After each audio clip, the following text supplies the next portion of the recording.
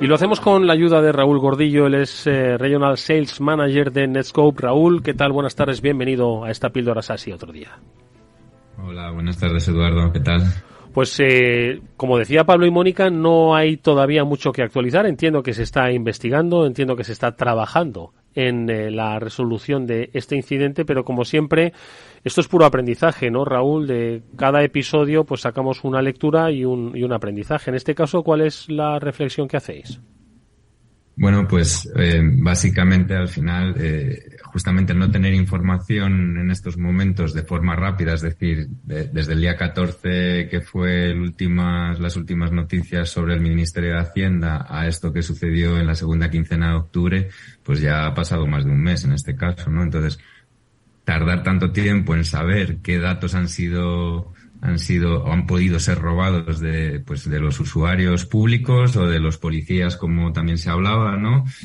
Pues es complicado, ¿no? No tener esa información. Entonces, bueno, pues evidentemente a la hora de recomendar aplicar una metodología o una arquitectura de tipo Zero Trust, pues hay que tener muy en cuenta también no solo ese principio de acceso de no confiar ni en el usuario ni en el dispositivo desde el que se conecta ni nada, sino también a aplicar una protección del dato para saber exactamente, en el caso de una brecha de seguridad como este tipo, tener de forma rápida por los centros de los SOC, los centros de operaciones de seguridad o la gente que está haciendo la respuesta al incidente, tener una información fidedigna de qué datos han podido ser robados, ¿no? Entonces ahí la parte de protección del dato es muy importante, que va ligado un poco a lo que vais a hablar luego a continuación con el tema de los ciberseguros, ¿no? ¿Qué información ha podido ser robada? Sí, pues en este sentido, como siempre decimos, el tema de proteger los datos, proteger nuestras infraestructuras, siempre es un poco la clave, pero ahí, Raúl, ¿cómo podéis ayudar desde Netscope a proteger los datos de las organizaciones? Nosotros siempre hablamos que la parte de protección es la segunda fase. La primera es tener visibilidad. Si no eres capaz de tener visibilidad del tráfico que están moviendo tus usuarios, luego no vas a poder aplicar mecanismos de control. Entonces, lo primero que tienes que disponer es una solución que sea capaz de entender el lenguaje de hoy en día de las aplicaciones cloud, pues son lenguajes muy específicos, tipo XML o tipo JSON, y ser capaz de decodificar ese tráfico, ese lenguaje, y entender qué es lo que están haciendo los usuarios. En este caso, el usuario puede ser un atacante, ¿no? A eso le podemos sumar mecanismos de análisis del comportamiento del usuario. Oye, si Raúl ayer y antes de ayer de repente empieza a descargarse ficheros de forma masiva de los datos corporativos a una instancia personal, pues eso es un comportamiento anómalo y la solución automáticamente te puede aplicar mecanismos de protección en caso de esos comportamientos anómalos. Pero todo parte de tener visibilidad y entender, de codificar el lenguaje para poder luego aplicar mecanismos de protección, no solo de frente a amenazas avanzadas tipo malware o ransom, sino también a la parte de protección del dato que hoy en día es muy importante.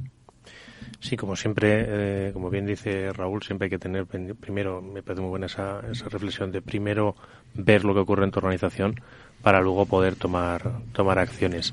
Y a mí en particular, Eduardo, siempre me gusta mucho destacar la granularidad que es capaz de tener Netscope para que puedas ver por dónde están yendo los datos y a qué instancias, por ejemplo, de nube están yendo tus datos. Es decir, porque muchas veces pensamos que la nube, como siempre he dicho, es el ordenador de otro y así sigue siendo, pero gracias a Netscope puedes ver que un documento, por ejemplo, que estaba en la cloud corporativa ha pasado a la cloud privada del usuario y luego vuelve a entrar otro documento a la cloud privada. Todo este tipo de flujos los puedes seguir, ¿verdad, Raúl? Correcto. Al final, justamente esa visibilidad nos permite una granularidad a la hora de aplicar políticas increíble, ¿no?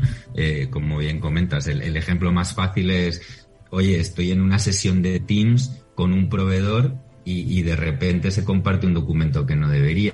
Y ese documento está pasando del Teams corporativo de mi empresa a una instancia de Teams que puede ser de otra empresa o una instancia personal, de un G Drive o un SharePoint personal, ¿no?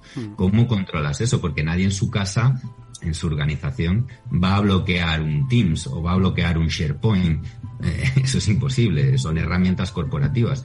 Pero ¿cómo garantizas que un fichero corporativo del SharePoint corporativo no se mueva a una instancia personal mía de Office 365 propia, ¿no? Pues eso es lo que podemos hacer con Netscope, tener esa visibilidad de ese tráfico y a partir de esa visibilidad aplicarle mecanismos de protección.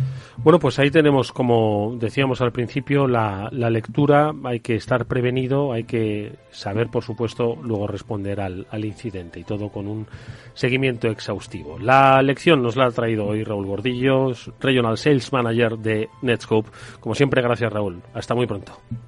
Muchísimas gracias a vosotros. Nos vemos mañana en el CCNG. Pues allí te esperamos. Un abrazo. Hasta luego.